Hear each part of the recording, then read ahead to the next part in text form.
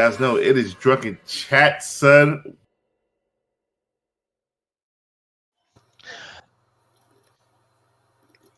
As the man said, welcome to It's Drunken Chat, son. I am your host, Chitlins Greens Cornbread, with not the good, not the baddest, the motherfucking greatest, Sir Christopher the greatest. How's it going? What's happening? What's Yep. going on, buddy? And then we got one of the most infamous people in the comic book game, Blind Adam, The comic innovator of book the pimp. version, the man who puts the pimp in pimpin', the villain of the story. What's up, everyone? I hope you're having a beautiful Friday night. Hopefully, man. It's the summertime. Kids are just now getting out of school, so we gotta freaking Are start. they out in your area yet? Because we still have another week or two to go, I think. Really, yeah, they've been out, man. They've been out, and then they go back to school back in like August, which is kind of crazy to me. So, um, but yeah, so we got to turn an eye to what kids can do during the summer. A lot of the stuff is not freaking kid friendly, but let's turn to it. Um, let's freaking talk about how some of these companies done because there's a lot of stuff to action. Okay.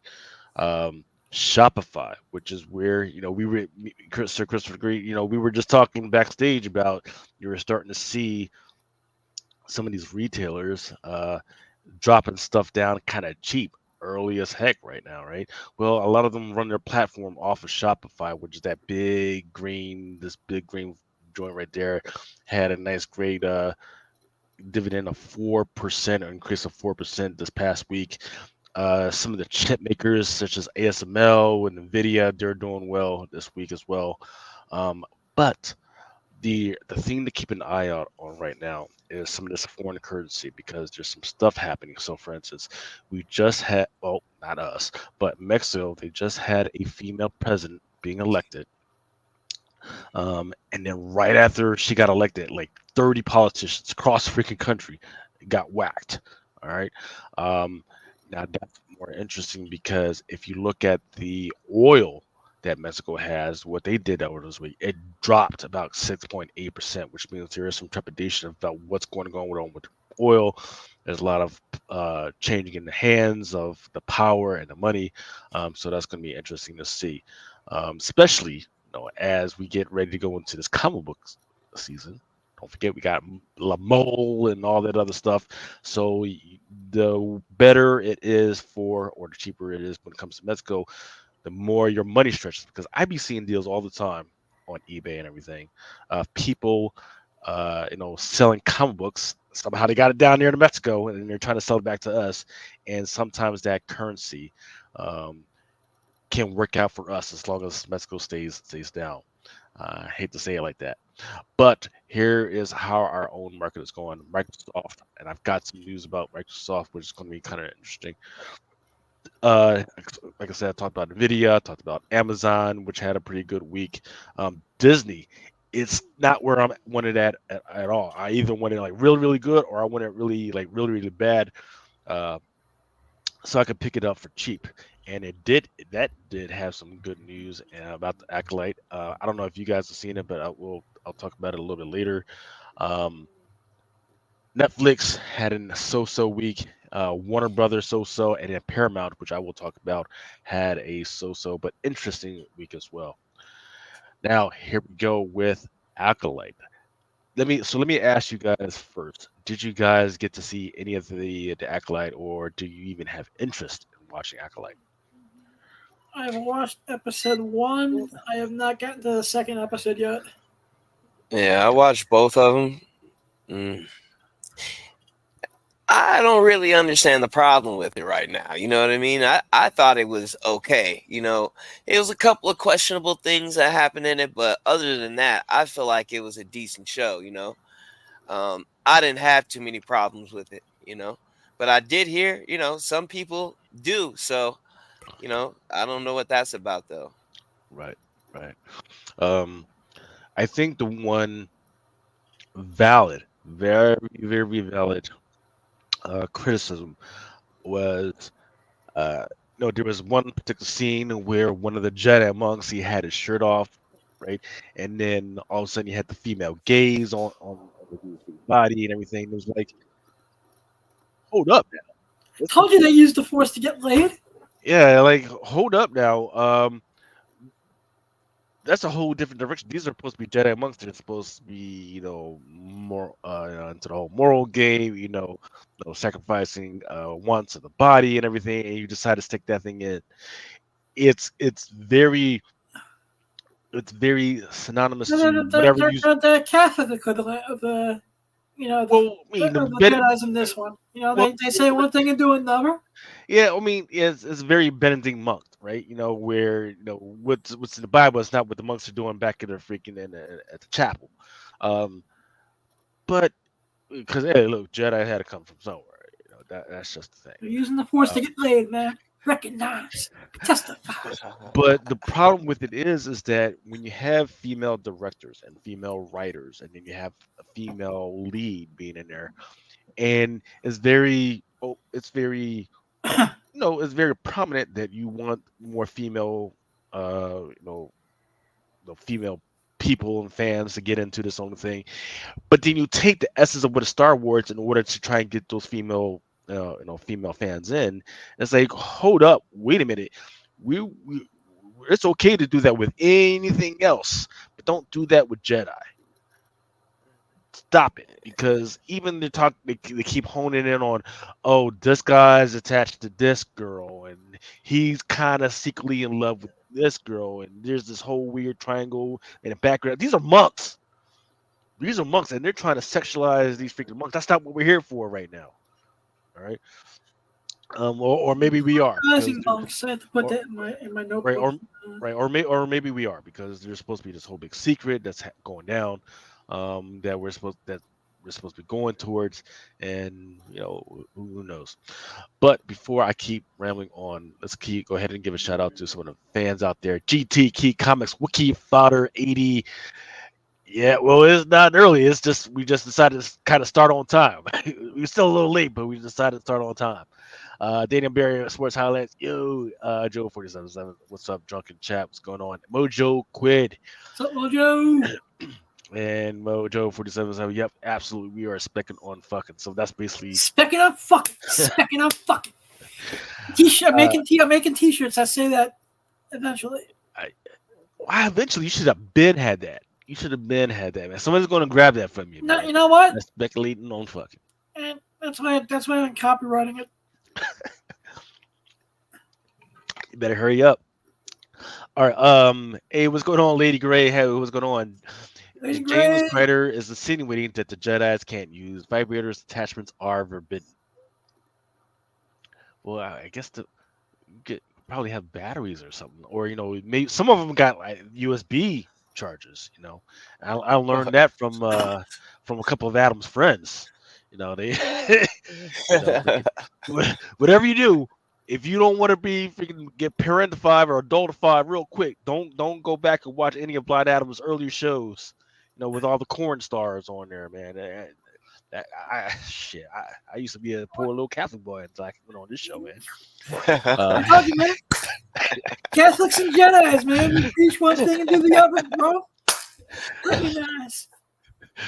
And then so the fan score, right, has been 26%, the average audience score. Holy shit. Critics. Some of the critics, I mean, these are people that are certified and allowed to actually put up a critic score, 91%. Top critics, those are like the guys that were like verified from like actual accredited freaking whatever. They were at 75%. So they're more. Their stuff makes more sense. It's very odd. I don't know what to make of it. Like, at first I was like, okay, because they first started out with the big fight scene, and I was like, okay, I got it. They're supposed to, because there has been a complaint, like, oh, I don't understand. There's supposed to be about Jedi, and there's no Jedi. Okay, it went out bang with it. And then I was like, okay, sometimes there's nothing that makes me want to freaking keep watching. There's no big mystery. Okay, they freaking knocked it out put in a freaking mystery. And now they're bringing in all these different freaking characters and everything, which is great. We get to see kind of the Jedi universe kind of expanding. We get to see more of what's going on with the High Republic. We haven't still seen Yoda or anything yet. Um, and I think it's okay. I think it's okay. It was not something that we should have been waiting almost a year and a half for. It should have been a follow up to something else, like, hey, bang, freaking, let's do the Bad Batch, and then let's do some of that Jedi Star Wars freaking animation stuff, and then a kids thing, and then this, and then let's go for a real big freaking movie. In the meantime, a lot of people don't even know what High Republic is. They only they Yeah. don't even have any idea like where this is in the freaking timeline. They're expecting Leia to show up any minute now, like they're Darth Vader to show up any minute now. So it's an issue, and I don't know what they can do about it. Because I haven't. Well, I mean, I just haven't heard anybody outside of the geek world freaking talking about it right now. It's Yeah. it's just a myth right now. So I don't know. Um, but yeah, so Christopher, did you say you were able to watch it yet, or I think you said you Yeah, watched I it too. watched it. It's just like, I felt like, okay, it kicked off. We had that first big fight scene. It rolled into everything else, but the mystery that, kind of kicked off in the second episode, I feel like it was okay, but it did leave me at the end of the show feeling like, okay, now I want to know what happened. Okay, so if it's two of them, I want to know what happened now. But that's Right. like that was pretty much all it was doing for me. Like, I like Saul as a character, but I feel like they got some dark shit going on behind scenes. I feel like they did some dark shit. Mm, And I think that's getting ready to come to the light. But overall, I feel like, it was all right. It wasn't like, it didn't even have me excited. You know what I mean? Like, I didn't get excited until like maybe the last scene, the very last cut scene, when you see that fucking Sith and he draws his lightsaber, right? yeah, That was about the only fucking thing right there that, had me excited at all. Like, yeah. oh, who the fuck is that? Type Mm. thing. That was it. So another big problem right now is that it's its own thing. It doesn't make anybody want to go back and read the comic books whatsoever. Which is where what Disney really needs. It doesn't make me want to go watch any of the other freaking movies or any other series. Shout out to Amazonia K. It's like a uh, new person. But it is watchable. Okay, Yeah. it's a definite improvement I over have to some of go the other back and stuff. watch it. Yeah, it's a definite improvement over some of the other stuff where you just got Obi-Wan and Ahsoka is just bland, no type of emotion, no genuine creative ambition, and where the character didn't grab my interest. Obi-Wan was kick I ass. yeah, I liked Obi-Wan out of all the live action stuff. I actually thought Obi-Wan was the best. yeah, I Yeah, it was. I feel like I feel like we should have spent a little bit more time at the school so I can see how these different characters kind of interact with the kids and everything. So I can, because you look, I don't care about what you say to me. I care about how you treat the little ones, right? So that and we only get the one guy who talks to one little kid and everything. It was just all types of weird. What I hope they're not going for is some type of thing where these monks are just being badasses to the little fucking kids, and that's what happened. Like like like some weird Yeah. Catholic Church type of freaking deal. I know they were Um, monks. you Yeah. know, It's cool though, but like, this is another thing too, like you saying, bro. It kind of looks like some brutal shit. Like, so far in my mind, I'm thinking that these, because she said what, she's after six Jedis, or was it mhm. four? I think it was Four. six, right? Well, she had already killed one, and then she had another four to kill. Yeah, I thought, all right. So yeah, she killed one, and then she had the other one drink the poison. That was the two, and then she said she had four more to kill, and the first one was the Wookiee, right? So it was like I think these Jedi monks did some bogus shit, and either possibly kill their parents or something. Maybe her parents were being drawn to the dark side or whatever the case is, because you Damn, know it's dark side. a situation happened basically. So we don't know what it is, but we know it had to be fucked up because it made her want to kill everybody, right? So the one question I do have, because you're talking about this big incident, is because they bring back the fact that apparently when these Jedi are just out there and they're fighting these kids, and then they have to make a decision, like, hey, do we take them to the school or do we just leave them out there? And then they took her into the school, right? Okay, now I'm wondering, what do they do with these other little motherfuckers that are out there, right? That are too Okay. old. They just leave them out there for the Sith to come pick them up, Yeah. or do they That. kill ah, I them? That's don't what I would know. do. That's like Maybe. you got to do one or the other. You either got to fucking kill them, or because you can't freaking leave them out there for the Sith to come and pick them up. Yeah, but I think overall, I think they're just selecting certain kids that are force sensitive, into the shit. So I think that like there's other kids that just aren't sensitive to the force, I guess, you know what I mean?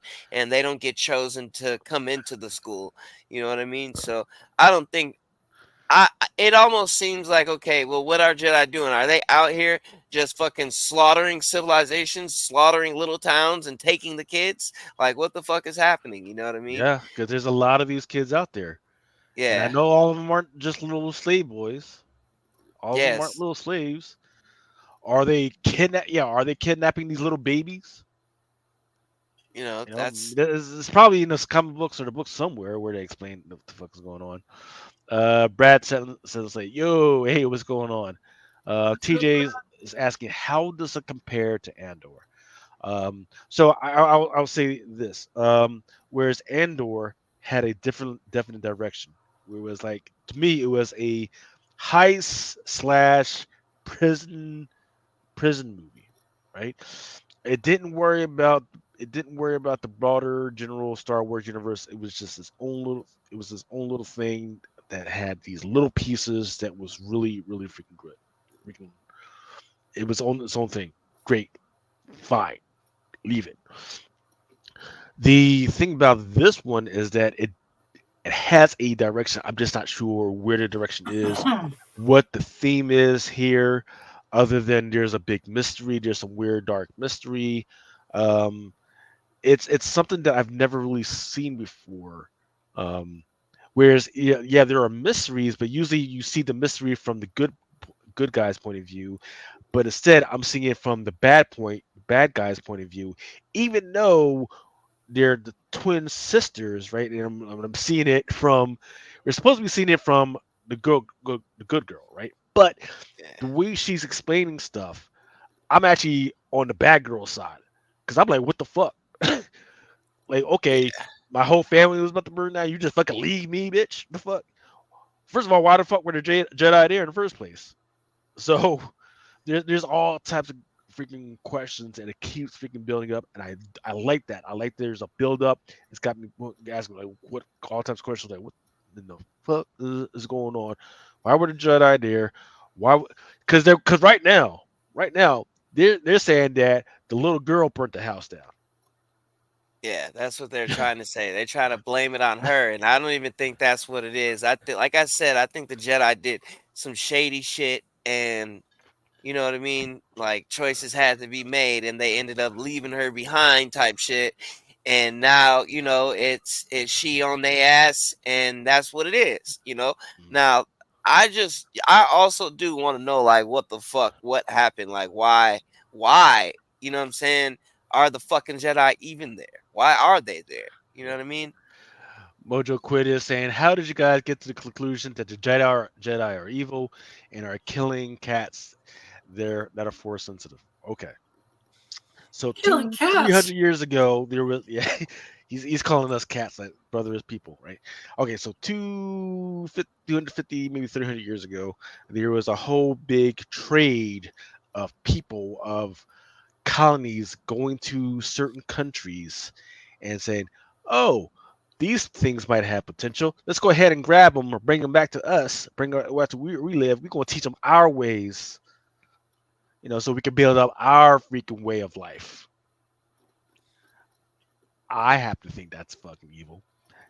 Your opinion is that they're absolutely free. My opinion is that's absolutely fucking evil. Um, but I guess it all depends on where you went to school. If you went to the Texas, Alabama school system, you might think that's all right. That's freaking awesome. I think that's evil. Brad Sutton says, "I always thought the Sith rule too was dumb." Yep. Brad Sutton says subtext. Absolutely. So here's Subtext? yeah. So here's what I do love about the High Republic comic books is that it does talk about this. It's not a force, but it's this biological entity, right? That is slowly eating its way across the freaking universe, right? And the only way to stop it is to cut off its food source, which is people, living things, all that. And the only ones that really figured it out and are willing to sacrifice everything they know to kill this thing turned out to be the Sith, right?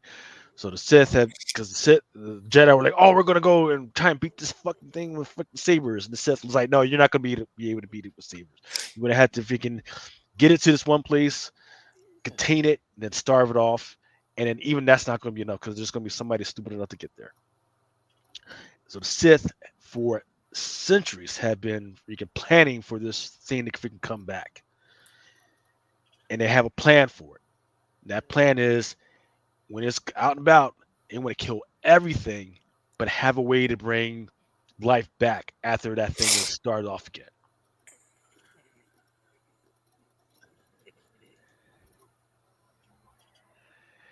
Bojo Quiz says they didn't take the kids by force, though. In their minds, they don't. In their minds, they don't. So that's the thing. We don't know yet, right? We don't know what happened with this thing because in um in the evil twin's mind, right? The Jedi freaking killed her whole freaking family, and now she's out for revenge. Go get it back. Her sister, who she thought died in the fire, was killed off. And in her mind, I bet you she's thinking, "Oh, they kidnapped my twin sister and just took her off to someplace." They don't see it as, "Oh, she was rescued." They see her as she was kidnapped, stolen away, and now she was forced to live the Jedi's way of life before eventually being kicked out anyway. Repair Tech Sony says, "I like the first two episodes, and I'm waiting to see the Wookiee Jedi kick some ass." Hey, I'm waiting to see, but it looks like they're getting beat up by Rue. So for those that don't know what I'm talking about, Rue, Amanda Stenberg is Rue. From Hunger Games back in the day. Little girl, little Rue, hiding up in trees. Who is also, and I this is see here's the thing. This is why we actually need this to work and to do well because I want more people interested in this actress, Amanda Stenberg, because she is actually connected to Stranger Comics Niobe.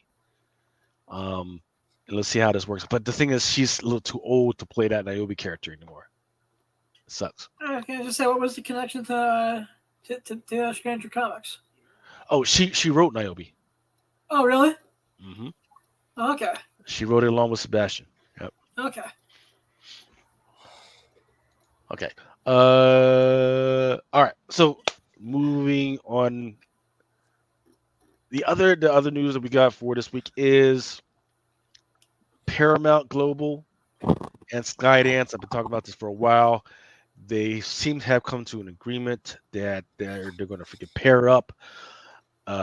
They just had to figure out the financials on how much they're going to give to the stock A holders versus stock B holders, and then it's got to go to the big girl up at the top, Miss Robinson, who's going to say, "Okay, yeah, I'm willing to do that." The problem is that apparently all of a sudden, because this stuff came out Tuesday, in between Tuesday and this, apparently a whole bunch of other people have been coming out saying, "Hey, yeah, we'll hold up, we'll buy it, we'll throw some money at you." Sony came out with a bigger and better deal, and then another freaking investor group came out and says, "Hey, yeah, we wanna freaking buy your stuff."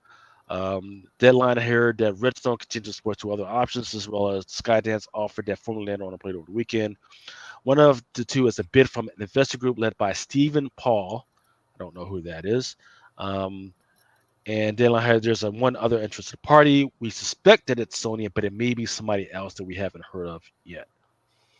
So the reason why I really want this to happen is because when I think of all the stuff that Paramount has, when it comes to Ninja Turtles, Star Trek, SpongeBob, it would do really well if it was done, if they just turn all those properties over to Skydance, which has done Transformers, Snake Eyes, which absolutely sucked, but it was still watchable. Top That's Gun, amazing. The Tomorrow War, which is one of the most underrated freaking sci-fi movies within the last 10, 20 years. And then Tom Clancy's without one more. So they've got the ball, they've got the freaking widgets to freaking get all this stuff done. And they have all that beautiful adult animation. Beavis and Butthead, South Park. Yeah, I don't know if they need. I don't know if Paramount needs Skydance to do Beavis and Butthead. They taught it. Remember, they rebooted it for a good 2 seasons. Beavis and Butthead just got renewed for season 3. Oh, did it? Yeah, Yeah, that it just just got doesn't seem to announced be that catching season on. 3 is going to be 2025. Yeah. They just dropped the Reacher, South Park special recently too, so yeah. Skydance has also done Reacher, Jack Ryan, Grace and Frankie, which is a really good Netflix series about just becoming old. But I really like the stuff that Skydance does. So if they could just go ahead and turn all that stuff over to freaking from Paramount, that'll be absolutely freaking great. And then I would definitely suggest people keep looking at those Star Trek books. All right, IDW has been raising money, and it's in the process of a private placement of shares to existing shareholders. They're trying to raise about $3 million, and they're trying to raise enough money. They got to get it done by June 12th, which is in 5 days. The specific purpose of the funding identified in the announcement is the support of the publishing license activities with maintaining reserves, providing working capital, allowing the company to act opportunistically, and general corporate purposes of other listed use of proceeds. So if you don't forget what happened with the last 2 years, they lost GI Joe, and who else did they lose? They've lost Transformers. Yeah, Transformers. So because they just couldn't afford the license. So they're getting some money up. Hopefully they're trying to get some other IPs. In the meantime, they are running the Teenage Mutant Ninja Turtles into the ground with this 40th anniversary thing. They got like 1 to 250s, 1 to 500s. They're trying to make money off of that, and it's just not gonna freaking work. It's just not gonna freaking work. I mean, I'm gonna try and get me a copy, but it's just not gonna work for what they need to do. Sales in the ID publishing segment were down about 10%. The biggest reduction in sales was in direct billing revenue, mostly the Scholastic book fairs. And I can see why, because once again, I got 2 kids. And I've seen those little bullshit slips that they've been sending home for those Scholastic book fairs. Those things are crazy sauce, those slips. Yeah, there's nothing in there that I want to buy my fucking kids. You can only read so many freaking Minecraft fucking books. Right?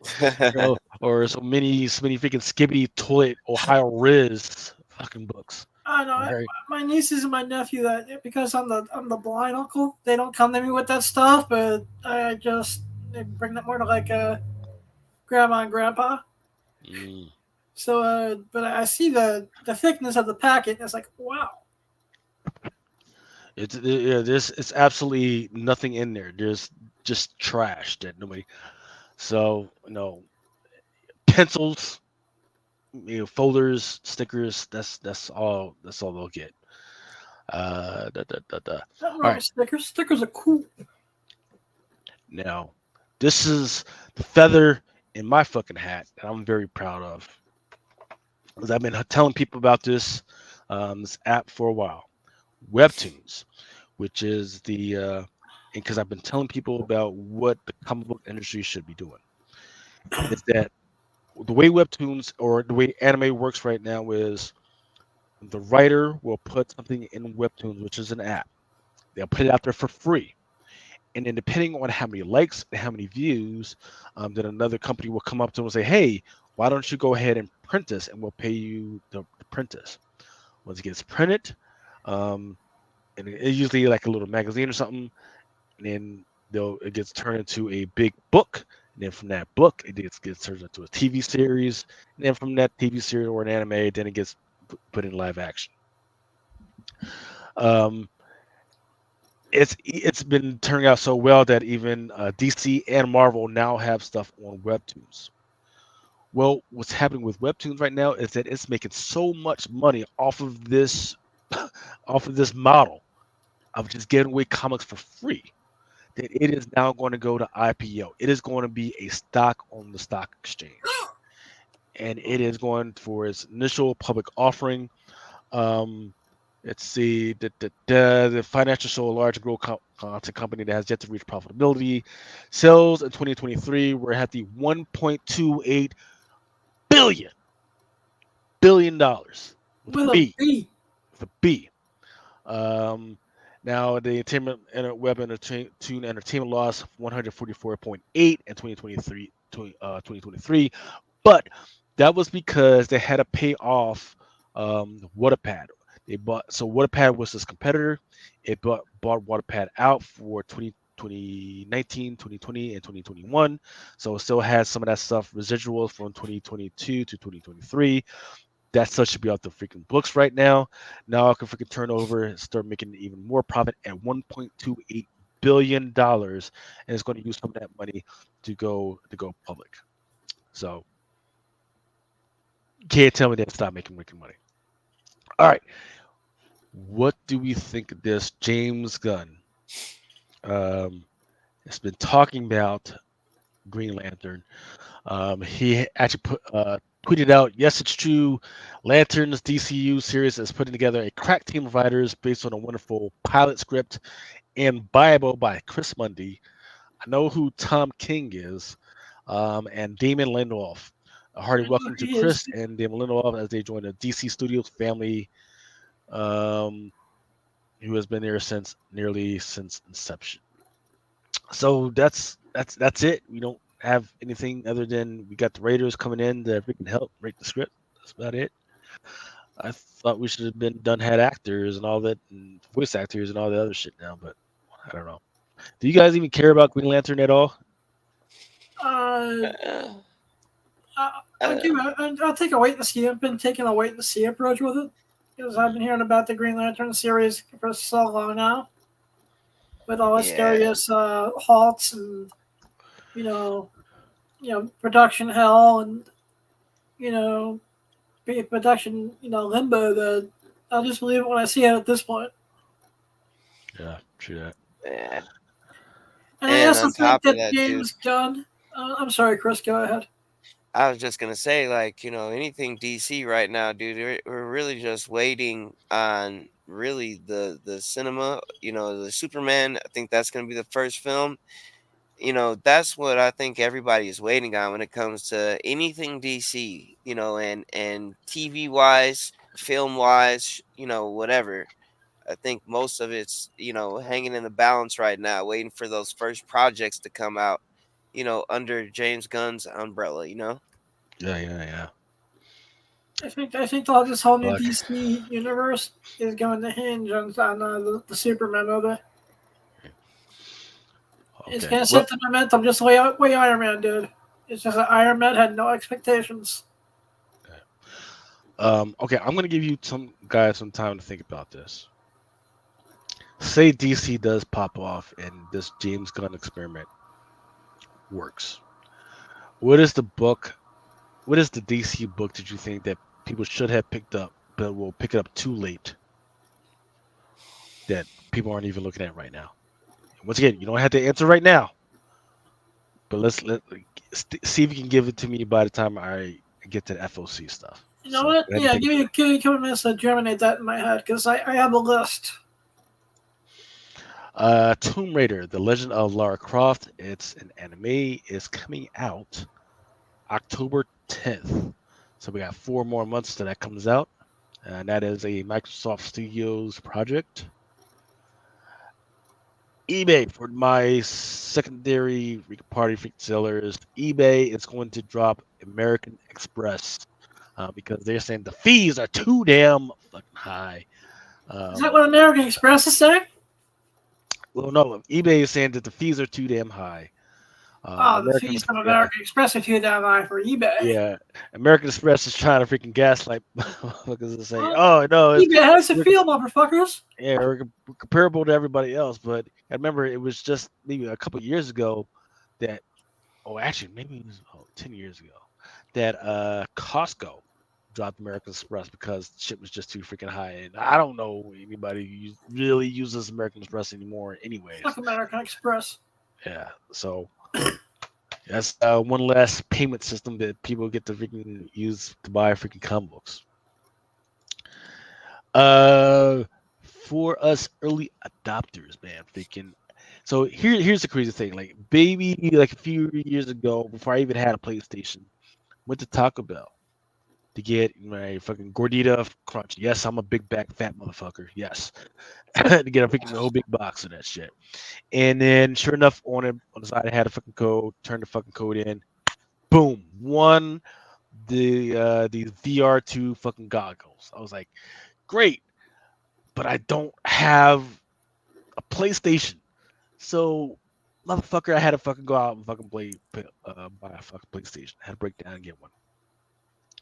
But the problem is that I don't really like any of the PlayStation games. I'm more of a PC gamer at all.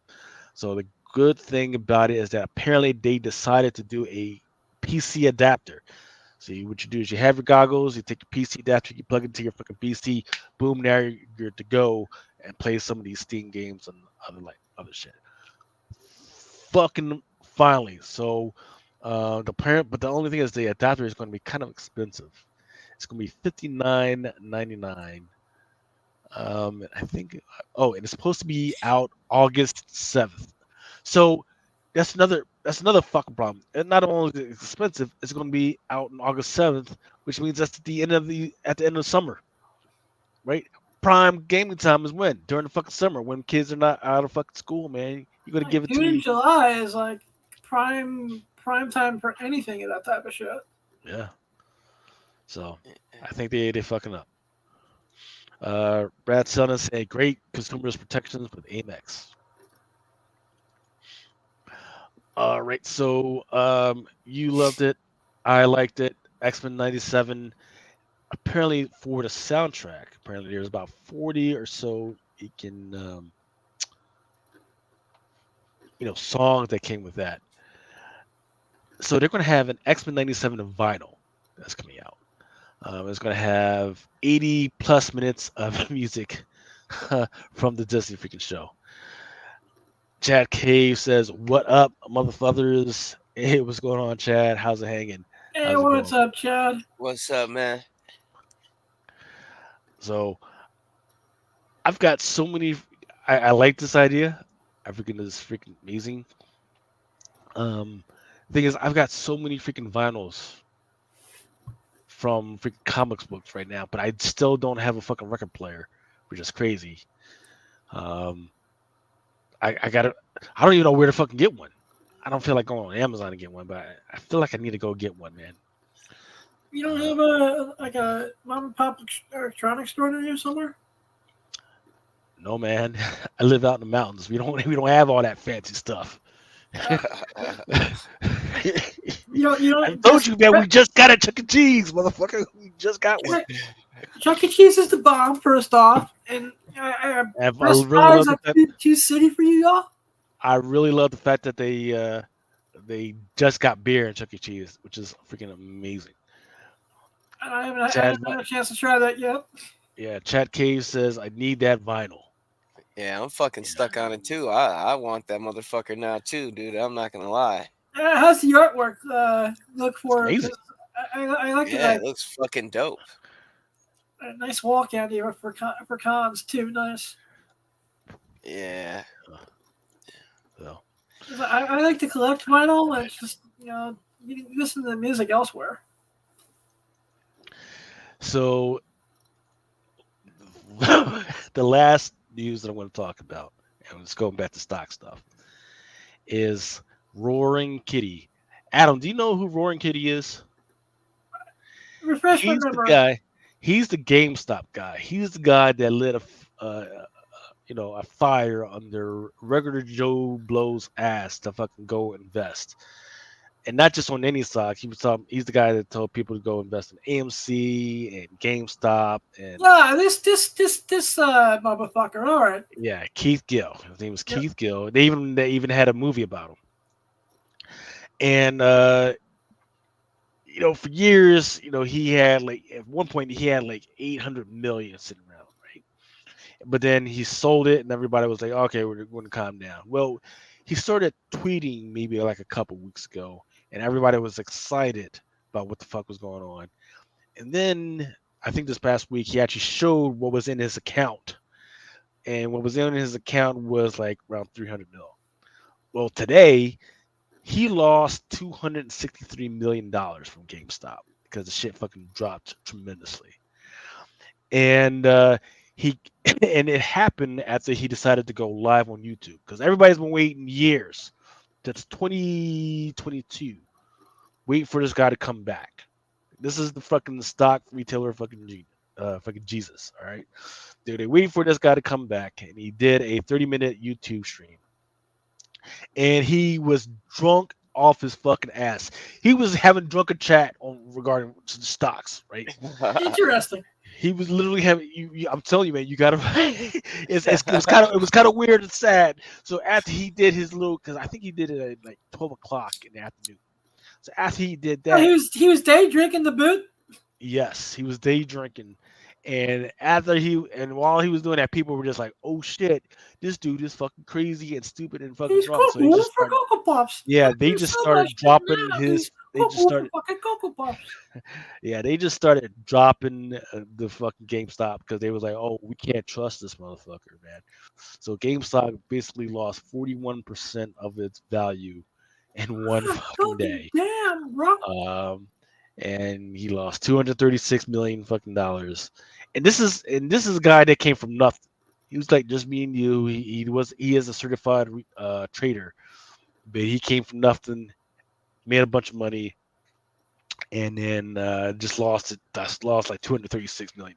Now he didn't sell anything yet, so it's unrealized losses. But my goodness, see, that's why you gotta be careful with these drunken chats and these fucking live streams because you just fucking never know, man. So we need to start specking up fucking. Is that it? Specking up. It's Specking up. Yeah. Specking just up gotta be titties. Specking up fucking. Testify. Chat Cave says his dad got him a nice turntable for Christmas a few years ago. Well, Chad, I'm going to need you to go ahead and buy that vinyl and play it on that freaking turntable because that would be awesome. I want to see that. All right, here we go with mail calls. So some of the emails I got, I'm going to share with you guys because there may or may not be some good information for you guys. This one is DC bullshit. They're talking about absolute power. Now, I do think it's in, Absolute Power, Ground Zero, #1. There is a first appearance of this little girl who then grows up into this thing. I think what happens is she is an alien. She comes to Earth, and then Amanda Waller is like the first person she sees. Amanda Waller grabs her, protects her from Superman, which she thinks is Superman coming to freaking kill her. And then she raises this little girl to try and protect herself from Superman and then protect the Earth at all cost. And then she gives this little girl, who's now a woman, a robotic suit and all the freaking tools she needs to be able to defeat Superman. And that's kind of the whole thing of absolute power. It's interesting, but it's also got this disinformation tint where they're trying to turn the whole world against superheroes. Mhm. And it's got an interesting premise. The thing is that some of the things that they're trying to meld into each other don't necessarily fit. So I have a feeling that when they try and get off this horse, it's going to be all grumbled and not going to make any freaking sense. I think But even getting on the horse, it's gonna be discombobulated. it already is. It already is. So I Because like I there's like a the lot fact, of different events leading into this. You didn't read the Beast War crossover and Dark Crisis and parts of the yeah. Batman storyline. Because Yeah, there was like the Amazon Civil War and shit yeah, like the that. whole Superman Brainiac stuff. Yeah, it's got. I like the pieces that they're trying to fit in there, but the the definitions of stuff that they're trying to use to meld all the stuff together doesn't fit, is incorrect. So when they're going to try and get off this Tony Horse, it's going to be freaking bad. I have a feeling, but so far it's okay. I like what they're trying to do. Brad Sun is asking what happened to Naomi. Who's Naomi? Is he talking about Niobe or Naomi? Maybe he's talking about Niobe. Naomi does deserve a good writer and artist, so does Punchline. Who's Naomi? Oh, he's talking about Naomi. Yeah, she's in the DC. Oh yeah, that Brian from Brian what's his name? From my brothers. Yes. Yeah, well, first of all, they got a actress who should not be playing Naomi at all, right? Who doesn't fit what you put in the freaking combo pages. I really dislike when they take these colored women who okay, okay, so there's a whole breadth of actresses who are BIPOC, who are colored women, right? Asian, black, Filipino, whatever, but they haven't been rooted in the communities that they're trying to represent. So when they come on screen and you're asking us to, feel for them or say, oh, that's me on the freaking screen, it doesn't freaking work because they're just not presenting that and pushing that onto the freaking screen. So you turn that on, you're like, who is that? I don't know who the fuck that is. Well, I guess I'll go watch something else. Boom, boom, and that's what happened. That's why they only had like one season. And then they I try to watched throw, episode 2, and I was like, "This is bullshit," and left. yeah, and then they try to throw Hawkman in there, and I was like, why is Hawkman? I don't fucking get it. Yeah, it was fucking weird. And then after the freaking TV series got cut off, I don't think we've seen her back in the comics at all. Nope. So it is not at all that the character was bad. It's just that it got cut off at the knees when they put all that bullshit on the was it the WB that they put that on? That was CW, bro. CW, yeah. Yep. Yeah.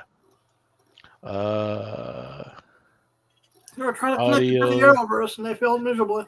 Yeah. Chad Key was making some vinyl suggestions. He says the Audio Technica ATLPW 50PB available at Walmart. All right, let's keep it going with Blood Hunt. Blood Hunt special offer. So for every 50 copies of Blood Hunt #2, Lionel U second print, retailers are going to receive one free copy of Blood Hunt #2 Red Band Logan Lubera Bloody Homage variant. Quantities are limited, and this offer is available while supplies last. Okay. So an FOC is in 10 days for that one. I don't know why you got my boy Blade behind my boy Miles like that. Grabbing on off his chest and freaking nibbling on his fucking neck. But hey, Isn't it's that what Pride that boy Month. was supposed to do? It's Pride. It's let me shoot my ass out. It's Pride Month. What the fuck? It's What Pride you do Month. with your ass is your business.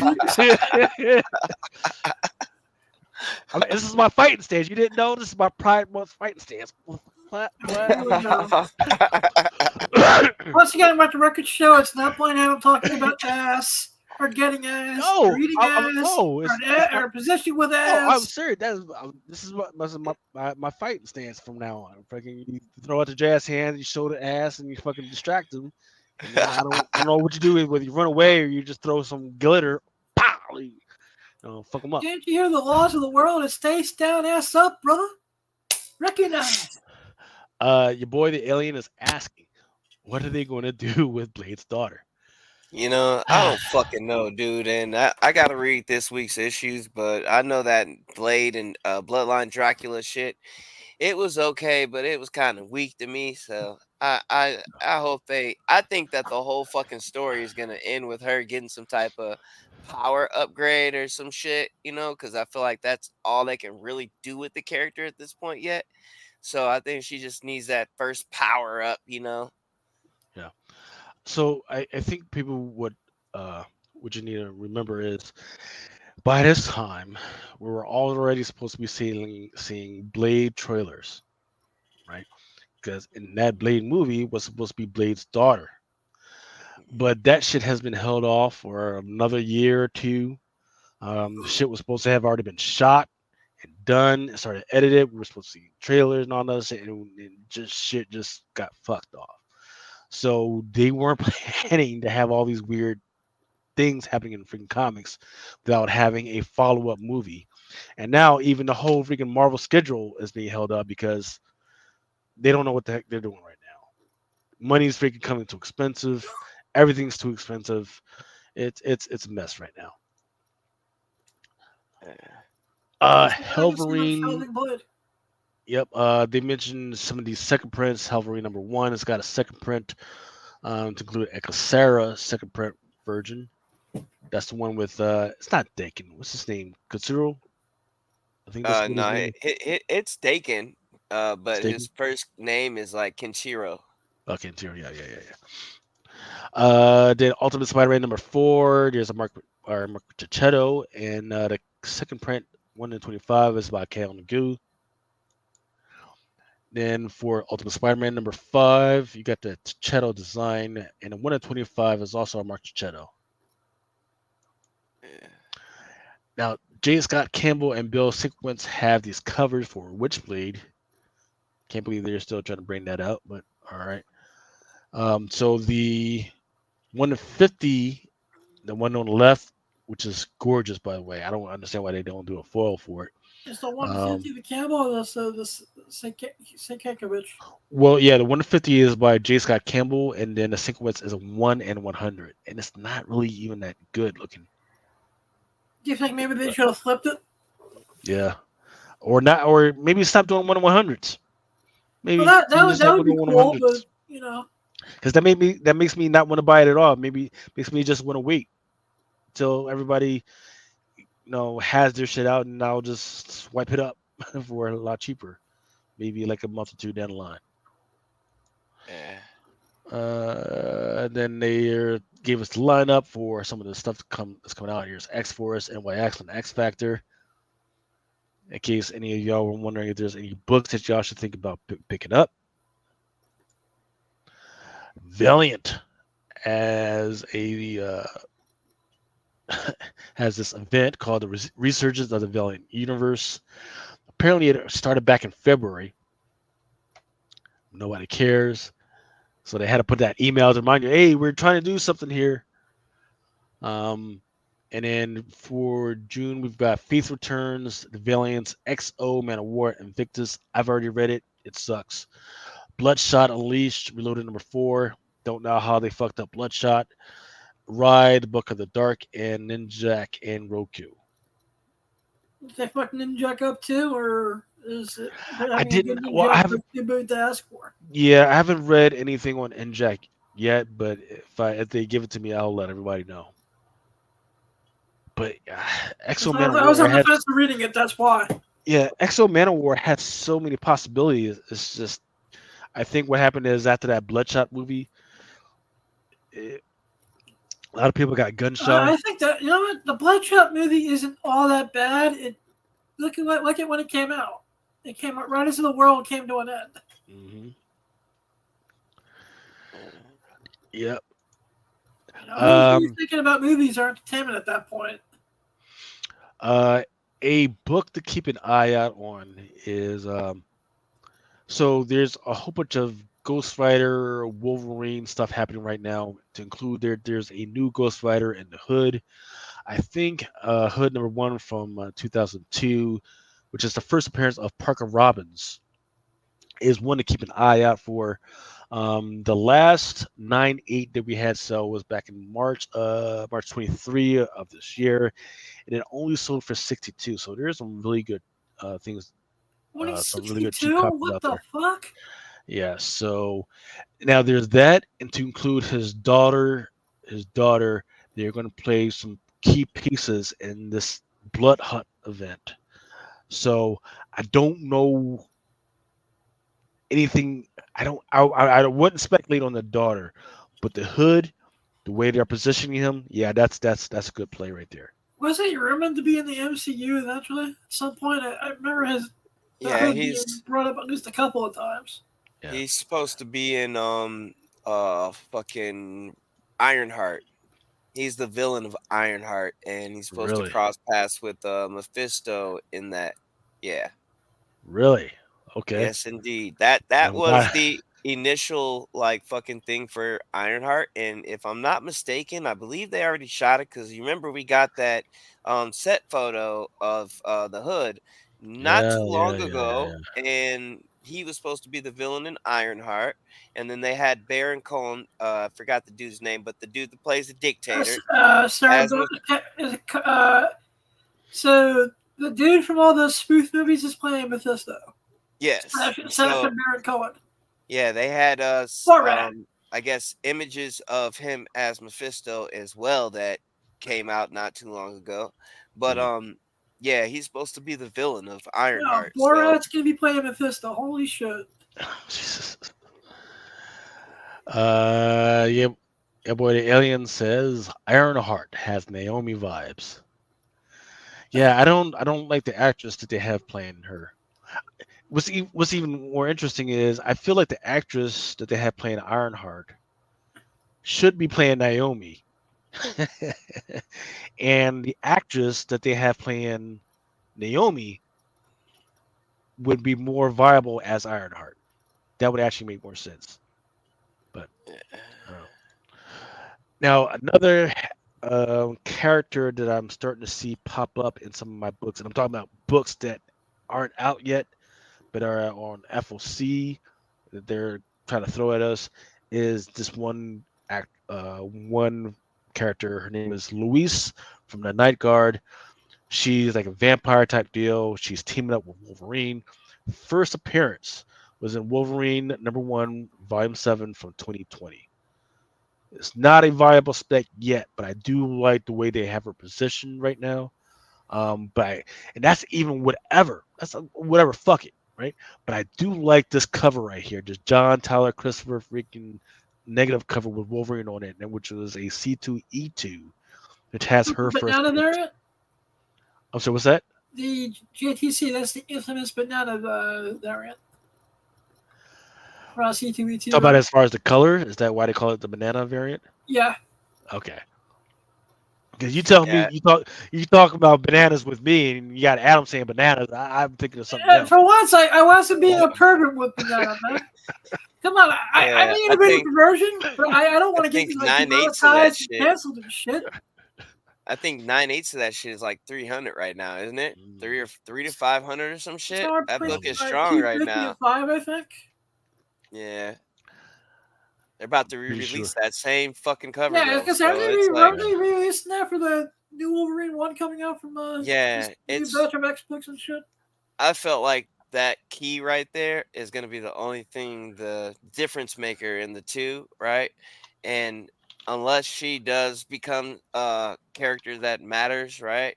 I feel like that, that book may go down right now because it's going to be a lot of these motherfuckers out here and it looks like the same fucking thing. So,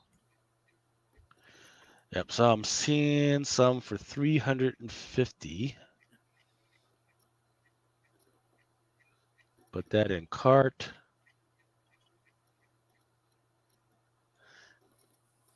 As you could probably meet up with some of these. Probably meet up with John Tyler somewhere, and he'll probably have some copies for cheap somewhere. yeah, that came out a little hot second ago, but I know it was up there, and I know the one that's getting ready to come out. That I felt like it was going to make the price drop on that, and the only thing that was going to keep it up is this key. But depending on people who care about it at all, right? Yeah, but But JTC has a loyal fan base with those negative space and action figure covers, so yeah, but it's just like, why the fuck would I spend the 350 if I can get one of the same fucking things like slabbed? Yeah. I can get the same looking book slabbed and it looks the same, without having to spend the 350. Yeah. yeah, true that. There's a 9.6 for 385, 13 watches, and then there's a raw 350, 32 watchers. Yeah. And then with the Raw, you're gonna take a gamble on whether you're gonna get a 9.6 to a 9.8 candidate or a 9.8 to a 9.9. 9.9. 69 is what we need. We need books to be graded in a 6.9. This way we all get the jizz of life. 6.9 be graded. Just fine. All right, let's keep it moving. This is for All right, everybody who here thinks I'm a are little some of the. PG lately. All right, here's some of the books that were trending this week. All right, Teenage Mutant Ninja Turtles #1.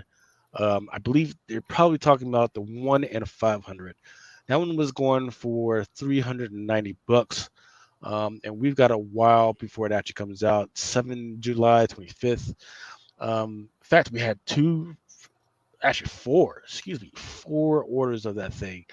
One at 390, and then before then it was going at 339. Ultimate Spider-Man #4. Some of the variants going for $200.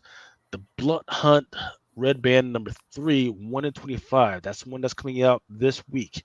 This coming Wednesday. That one was going for $194. I've actually seen two sales for that. Is it fake? We don't know. I guess we'll find out. And then the Teenage Mutant Ninja Turtles 40th anniversary celebration, that 1/100 going for 180. And then after this, I just saw like a slew of these Wolverine #1s. And that's supposed to come out till September. 1/100s going for 180. So those are the ones to keep an eye out for and just keep checking up on those prices. Yep, there's a 1 in 500. Now the Witchblade #1, 1 in 50. People have been buying those up. In fact, there was like 12 orders for those. Those were going for 85. Ultimate Spider-Man #1. Definitely saw some very strong numbers for this one. The 6-print Chichetto. That one's supposed to come out this coming week. Some interesting numbers for this one. Spider-Boy #9. That one's supposed to come out in July. That's that Wolverine Gleason cover. Then there's supposed to be a Transformers #1 effects. Emily, I can't believe people actually want this book. Then that Destro #1 design variant. And yeah, I can see people definitely wanting this one, the art germ for that Santana, which was actually, I think it's like Superman #16, if I'm not mistaken. Yes, they got that's got that and the Zerdy. Remember, serves me correct. Not to be overlooked, Blood Hunt #3, the red band. Make sure it's the red band for Blood Hunt #3. That's one where you got Miles as a vampire. And this one is a little weird. I think this is one of those weird Kickstarter Ripperverse comics. ISOM, ISOM, has some interesting numbers, but it doesn't even look like a comic. It looks like it's just a soft trade paperback. And then this one is even stranger because I did back a couple weeks ago. We did have some really good numbers for free comic book day stuff. Period. But the one that has held on is the Monsters High free comic book day issue number 0. Void Rivals number 1 still holding out. And that one came out 2 years ago. Actually, about a year. All right, let's see, new releases. I don't think I have anything new for new releases. We are at the hour mark. So how about we take a break because my glass is fucking empty. Cool. I can go grab a bottle of water. Yeah. So let's go ahead and I'm going to give us 2 minutes and then we're going to freaking roll into some of the FOC. Beautiful. Ready? Go.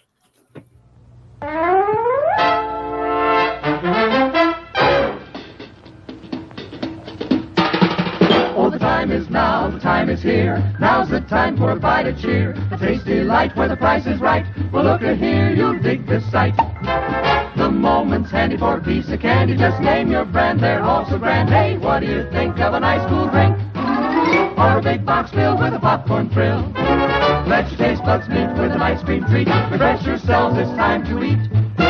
So come on, folks, let's join the band as we all head for the refreshment stand. And now, before the next show starts, let's enjoy an intermission. You'll find our snack bar chock full of good things to eat and drink. Tasty, tempting hot dogs, thirst-quenching soft drinks, fresh, crunchy popcorn, a complete assortment of delicious candy, and a full line of cigarettes. You've plenty of time, so visit the snack bar now. A tasty treat will double your enjoyment of the show. For your convenience, we shall keep you informed of the remaining intermission time, 3 minutes before the next show starts. Let's all go to the lobby. Let's all go to the lobby. Let's all go to the lobby to get ourselves a treat. Delicious things to eat. The popcorn can't be beat. The sparkling drinks are just dandy. The chocolate bars and the candy. So let's all go to the lobby to get ourselves a treat. Let's all go to the lobby to get ourselves a treat. Just a minute, folks. All right, we are back. Let's put them in the backstage. And so far, there was a lot of freaking news this week. Really good, interesting stuff. Someone say back page? Hey, don't get tried up in that stuff, man. Freaking Mike Hansen, what's his name? Mike Hansen is all over the place, man. Still freaking wrapping dudes up. Tell me, yeah, come on in. Chris Hansen? Who did? Yeah, you Dude, brought made those everyone cookies. sit in the chair and shit. You brought those cookies for who? And then the And why do you have condoms? Why do you have condoms? You know we got your whole transcript of what you've been saying to this little girl, right? Oh, shit like that, man. My little boy is just doing God's work out there, fucking wrapping motherfuckers up, man. Hey, he's a pimp. Chris Hansen's like, I no, we don't say he's a pimp. That wrong terminology, but he is definitely freaking doing pimp, that. positive, inspirational, motivated person. PIMP, motherfuckers. Pimp, Yeah, positive, you inspirational, like, motivated person. Look it up, like motherfuckers. Yeah. Who's that young thug who said I am God's special messenger under something under God or some shit, and even the jury was like, "What the fuck was this guy talking about?" I know you're talking about. Just the name escapes me. All right, let's go ahead and get into it. This is this week's FOC. Remember, Lunar in DC. That's due by Sunday night to your Sunday.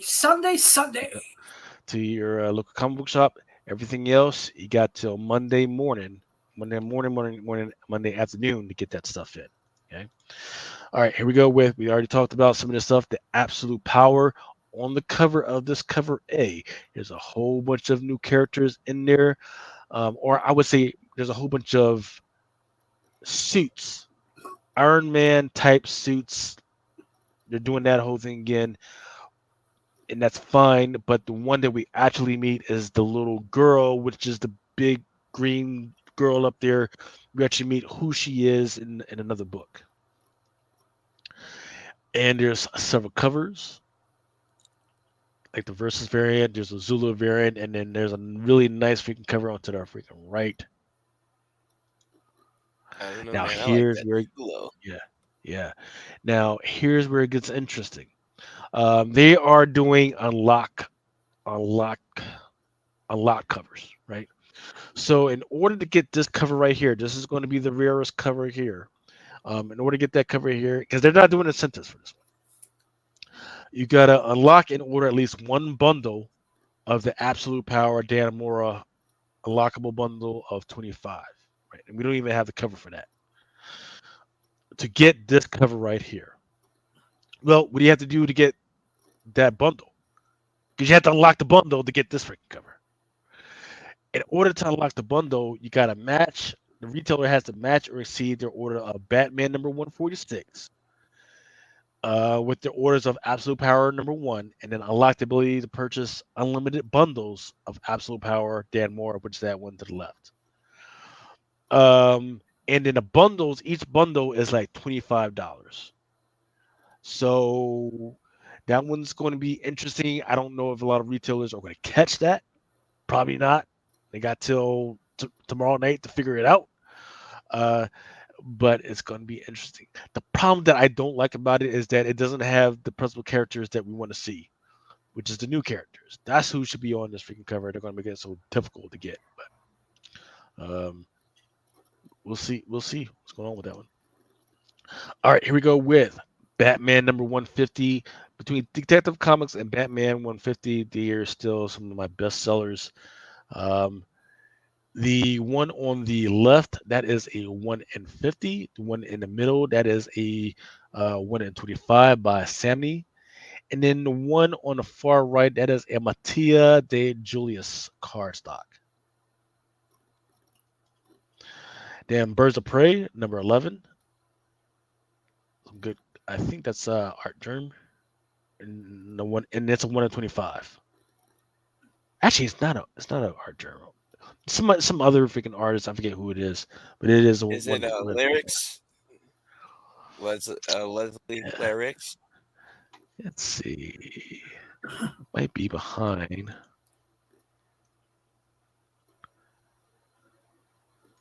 He just has his name as Chris Mateus or something like that. Something weird. Then Justice Society of America, number 10. Cover C, 125 by Paris Allen. And then I kind of like the one on the right hand side. That one's a Tony Harris.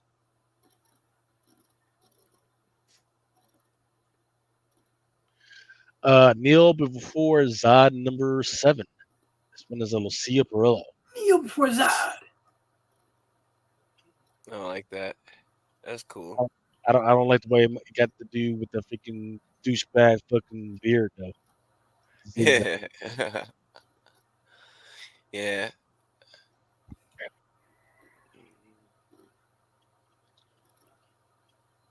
There's a couple other ones too in DC, dude. Poison Ivy, number 24.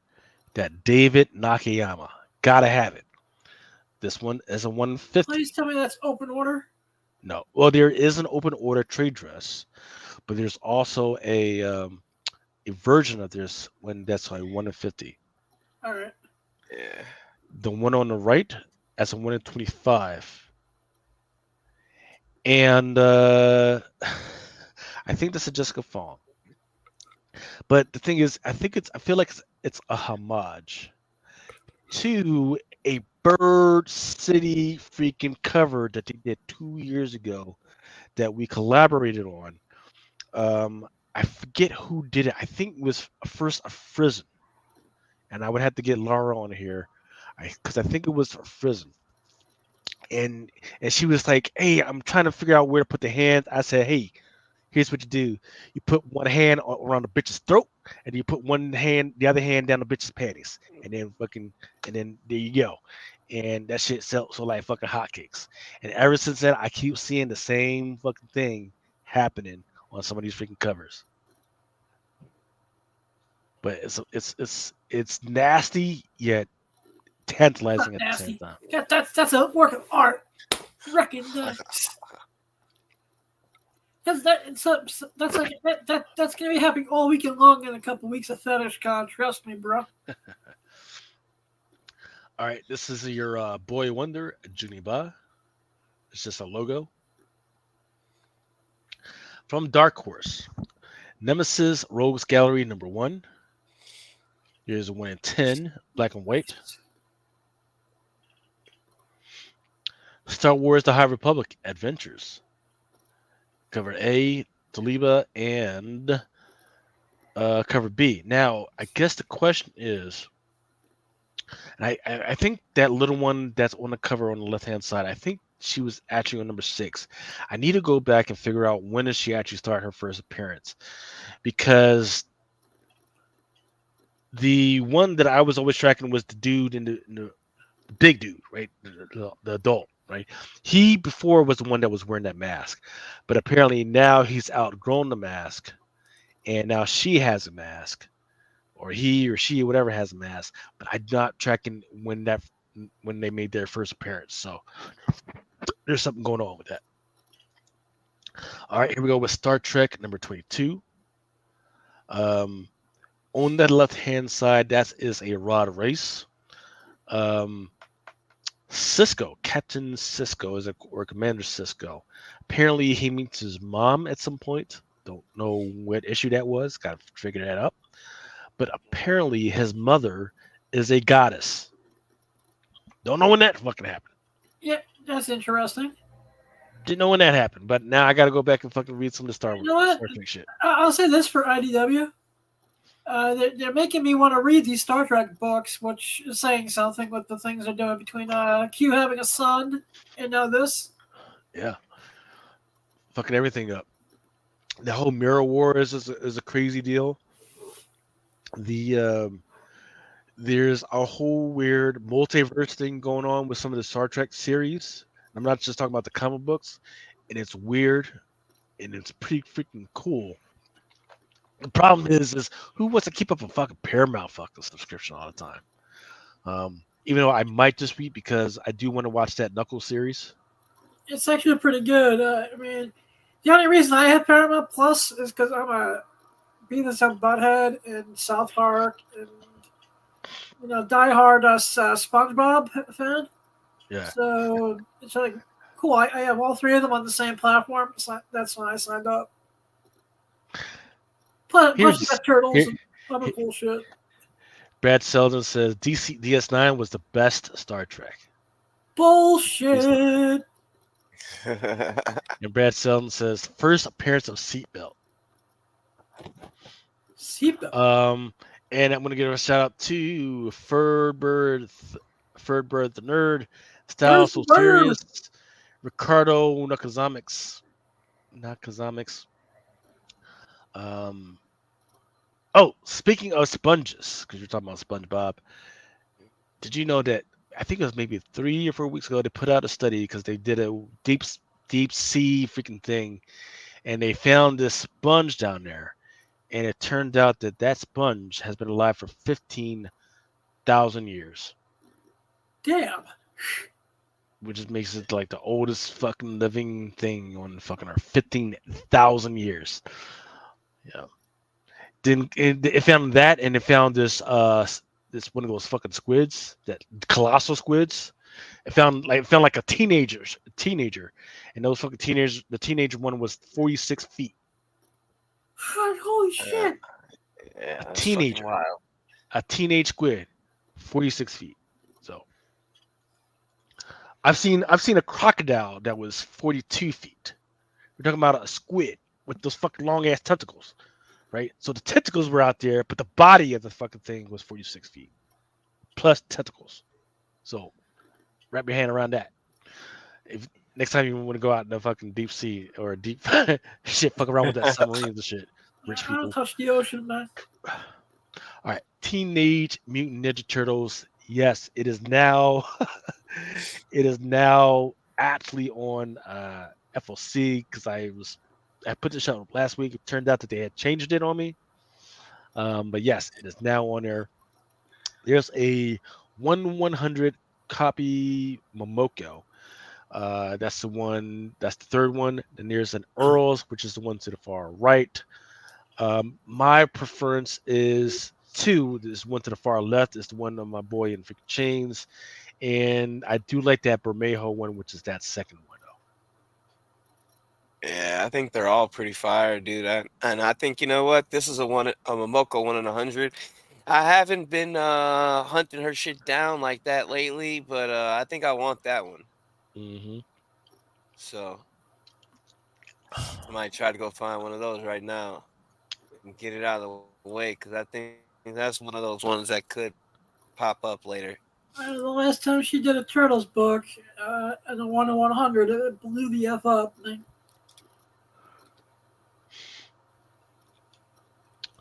All right, here we go with Teenage Mutant Ninja Turtles Untold Destiny at the Foot Clan, number 5. It's a pretty good freaking story so far, which is about Shredder's daughter.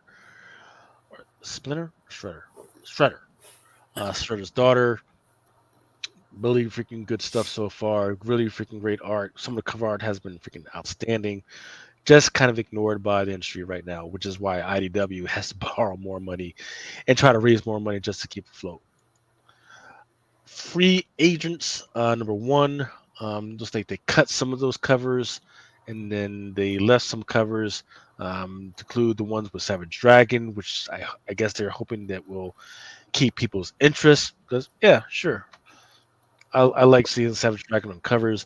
Not sure who that girl is in the right there, which is like the weird leggings type leotard type deal, but she looks like she's down for whatever. Then I've already showed the art for this so far. There's the Savage Dragon number 271, just reminding people it's on FOC, and that's the one that's going to have Mickey Mouse. Oh boy, that bastard! Don't beat me.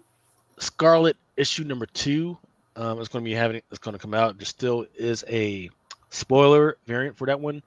The solicitor says in order to find her missing friend, Jinx, Scarlet goes undercover deep into the belly of Clan Arashkaj to discover the truth. But the man known as Blank might have other ideas. So it looks like there might be a first appearance in this particular issue. Amazing Spider-Man number 51, I believe. And then there's a 1/100 Avengers Assemble homage, and there's a connecting cover by Delato, which has the Sinister 6 on there. Yeah, I can't wait for that Daughterman. I have every one of those so far. I can't let that go. Yeah, there's a 1/25 by Daughterman, and actually not 51. It was Amazing Spider-Man 53. Excuse me. There's that one that Delato is a 1/50.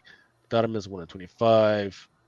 And then there's a Bigorilla Disney What If variant that's out there as well as a Tony Daniel Marvel versus Alien cover. Annihilation number 2099. I forget what her name is, but that's a new character on there. She's a Star Lord, but I'm not sure if the solicitor actually put what her name is. But that is a new Star Lord on the cover right there. In fact, this is not the only cover that has her on there, but this is the 1/25. But there's another cover that has her on there. But this is the one that's called the first appearance variant. So,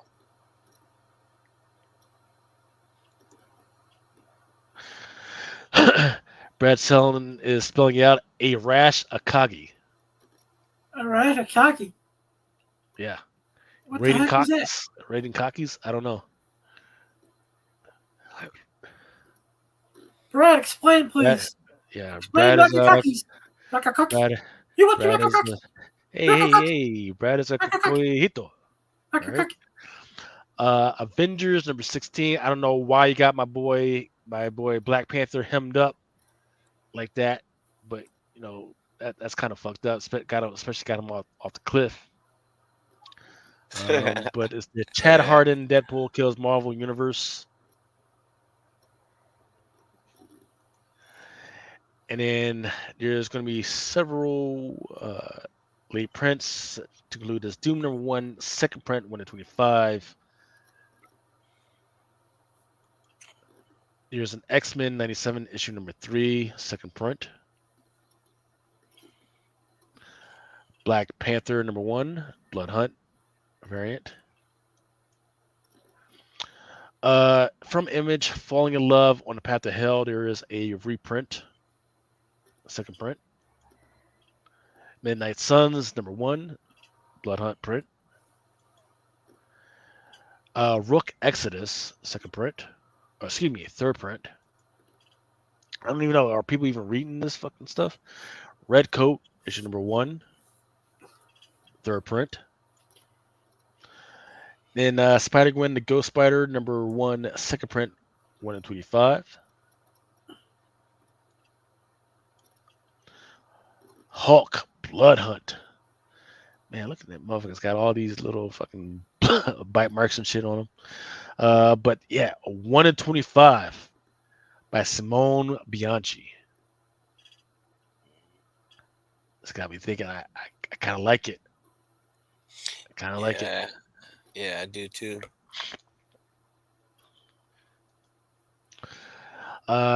This one's back on FOC. Spider Boy, number 9. Deadpool kills the Marvel Universe. Variant covered by Nayo Fuji. Then for the Ultimates, there's a spoiler variant. We don't have the cover for it yet. And then to the one to the right is a 1 in 25 by Terry Dotson.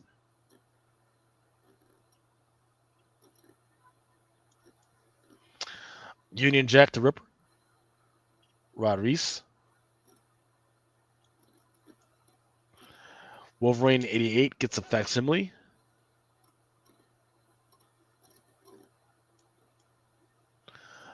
Wolverine Blood Hunt, number 3.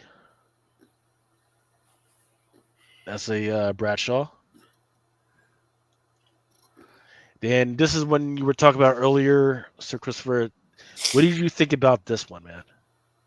I mean, I had the option to buy it for 100, so I kind of feel like I want to, snag one. Because I mean, if the number 1 turns out to be any good, then I definitely want the 1 in 100. What And book? X-Men, I'm hoping that they Oh, the do it. one It's in gonna be 100 on from Psylocke? X-Men 1, yeah. So I Yeah. don't want it to be one of those things where there's a shit ton of them out there too, because there are a lot of covers, so Yeah. it might I'm end up also being a thinking shit of the ton out story there. too. I have a feeling there's also going to be a retailer exclusive. Probably same art, different color. Instead of being purple, it'll probably be like blue or red or some other bullshit like that. Especially with it being con season right now. That's what kind of makes me kind I'm of sure there'll be a try. convention variant or a story variant somewhere down the road with this. How can you not? Chad Cave says he likes the magic cover. John Todd Christopher. Yeah. It's okay. It's tastefully showing titties. Tastefully showing It's just, titties, huh? and I don't want to say titties. I want to say it's showing some front meat. Is what it's doing. It's just a little, That's just a the little key peek. way of saying Just a little peek at the meat. show some titties. Show some titties. I Titties would are be, just for guys. I would be more worried about that big ass sword she's got behind her back. That's true. Yeah. Come on, that's where kids get their milk from titties. So it'd be good for everything, bro. Not everybody nowadays they get it from powder, man. That's a shame. Chad Case says the titty window. Testify. All right, House of Slaughter issue number 25. There is a great freaking. I like the Frizen. She does a lot of these close-up face joints with the freaking mask. I freaking love it. In fact, this is issue number 25, which is supposed to be the last of the series before they decide whether to cut it or just keep it going. From Distillery, those huge ass magazine type comic books. Here's another one called The Big Burn. It's got cute covers, and I'll show them to you in a little bit by Lotte and Jock and Mizuno, which are Mizuno I like. So what it is there are these two girlfriend and boyfriend, right? But they're thieves and they go out robbing people. One day they get caught, and as they're in the back of the paddy wagon, getting ready to get locked up, the fucking devil shows up and says, "Hey, I will help you get out of here if you sell me your soul." So the one guy like, "Hey, just my third strike. Sure, I'll fucking take the deal," without even letting the girl freaking answer. So when they get home without their soul, they can't really love each other because according to this book, that's where love comes from. It comes from the soul. So they don't. So everything just doesn't feel right. Um, so for her, she wants to find a way out of this freaking deal. For him, he's like, "C'est la vie." That's the freaking life. So that's kind of what this book is about. The first 10 pages, terrible. Didn't fucking like it at all because I don't like when bad guys are just out there having fun. I don't like that.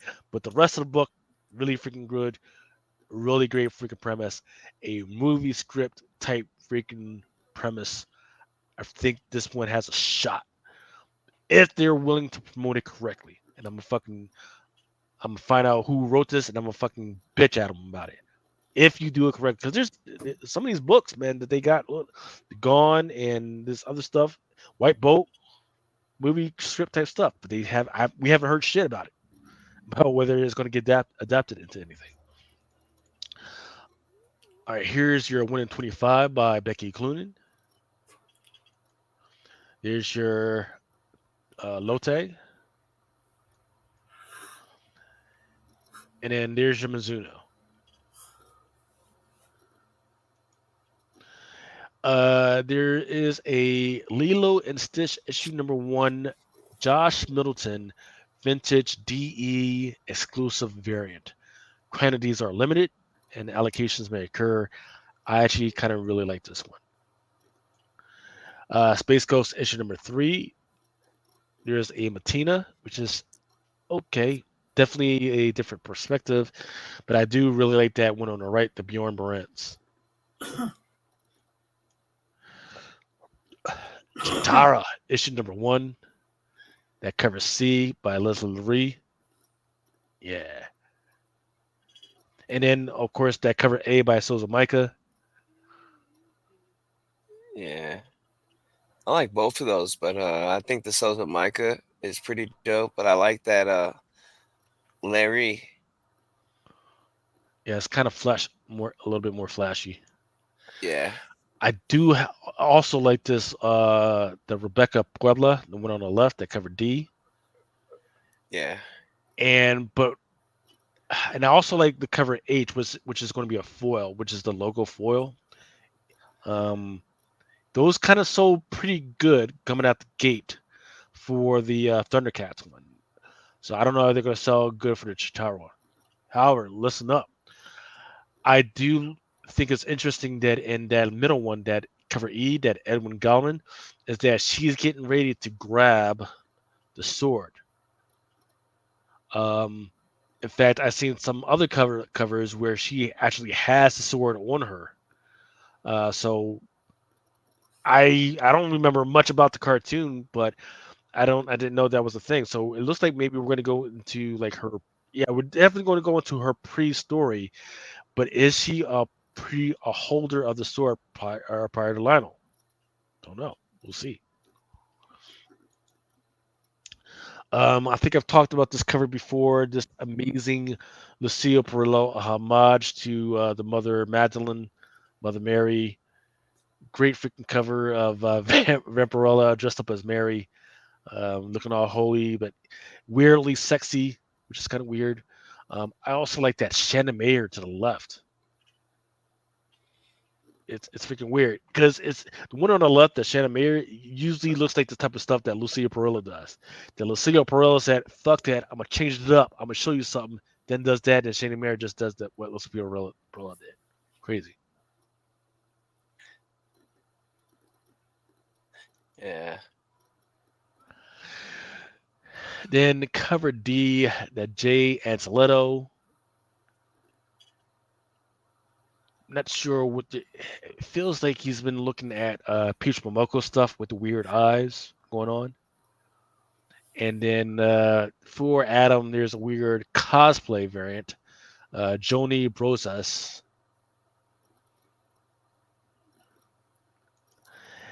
And then, as you can see, there's about 30 different freaking covers for Vampirella Dark Reflections. Of course. Dynamite hates trees. Yeah, boy, the alien is asking, did Vampy get pregnant by a ghost? No, she got pregnant by Dracula.